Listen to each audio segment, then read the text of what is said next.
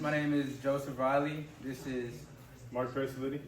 I'm Valeria Gonzalez. And I'm Paola Marin. we are Team 2, and we did our topic on AI and the integration into the automotive industry. So just a brief rundown of what we'll be discussing today. We have the history of the automotive industry, the current conditions of automotives and AI, how we can adapt AI into the automotive industry, our position, how we feel about it, and our sources. Okay, so we're gonna start off with the automotive industry history. From 2014 to 2019, the industry experienced steady growth. Strong demand was in North America and in China. 2020-2022 were highly disruptive because of COVID-19 happening. In 2021 through 2022, semiconductor shortages limited production, causing automakers to cut features, reducing output, and prioritizing high-margin models. So next we will talk about the major stockholders in the automotive AI industry. At the top, of course, we have Tesla with 1.1 trillion revenue, and followed after that we have the Toyota Corporation. They are projected at $252.8 billion. Following that, we have a Chinese automotive corporation called Xiaomi, the Xiaomi Corp. After the Xiaomi, there is Ferrari, and they're at 80 billion. And then last, we have the Mercedes-Benz Corporation with 58.7 billion.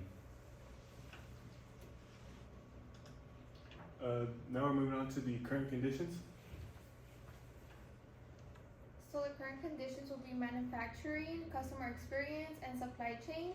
With manufacturing, AI-driven robotics and automatic production systems have created major efficiency gains.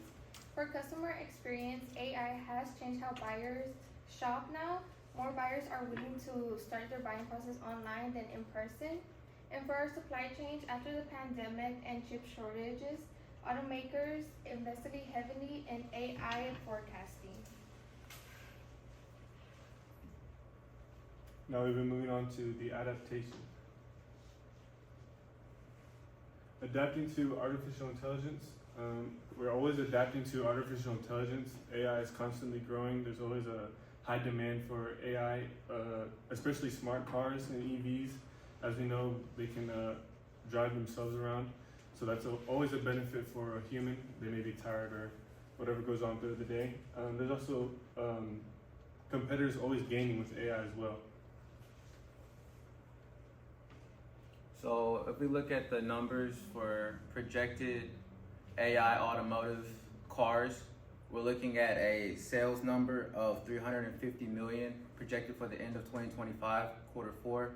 We're also, with that being said, looking at 400 million cars being on the road globally throughout all of Earth by the end of 2025, and then 42% of all automotive companies and corporations are looking to integrate AI and smart cars into their supply chain.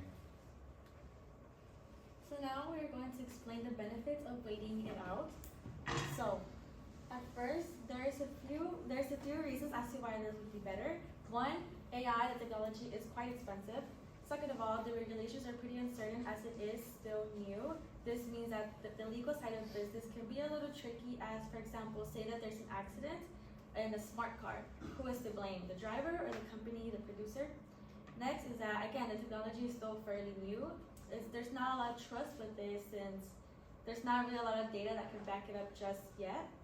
Now, there can still be a high risk of errors, and then there is the chance that it can disrupt the workforce. It can take a lot of people's jobs away, and that obviously is something that we do not want. Now, if you look over here at this diagram I have, there's 5 levels up to how much AI is in a car. Now, most of the time we see level 0 to 1, sometimes 2. Level 3 is just now starting to enter the market. Now, 4 and 5 is what's being promised to us. However, that seems like it is a long time away. Since 4 and 5 is, think of it more as the car is just being entirely run by AI. Now, to bounce off of that a bit, 42% of producers are saying that the reason that they are not adapting to AI is because of money. It is very expensive. Now, 34 is saying that it is because of regulations. Since cars, if they're gonna have if they're gonna be run by AI, they have to have critical decision-making skills. Now, say maybe there is some bad weather and the car starts getting off the road. The car automatically, within a few seconds, has to decide whether they should prioritize the safety of the driver, of the people in the car, or the safety of those outside of the car, the pedestrians or other people. And another reason is that, again, this tech is completely new. Whenever you go driving out on the highway, you typically only see, out of all those cars, it's typically only 1 to 2% of them being level 3 or higher. Okay, so now we're going to transition into our position. Before we decided on a position, we did do a pros and cons list. Our pros is it improves safety features, it increases efficiency, and it also keeps automakers competitive. The cons of this list would be software causing delays, major job restructuring, and of course the price increasing. So for our position, it is a bit of the best of both worlds. The key word here is just limiting. And the legal side of the business, on the business side of the world, a lot of things are not just black and white. So we decided that there's a lot of pros and a lot of cons, and we decided that the best fit is to just be cautious. Don't completely ignore the AI, but also don't completely overcommit to it. And there's a few reasons as to why you should do that. One is that it can reduce the financial and technical risk. It keeps the business competitive, and it allows for flexibility and for time, so that all these plans can now come into fruition.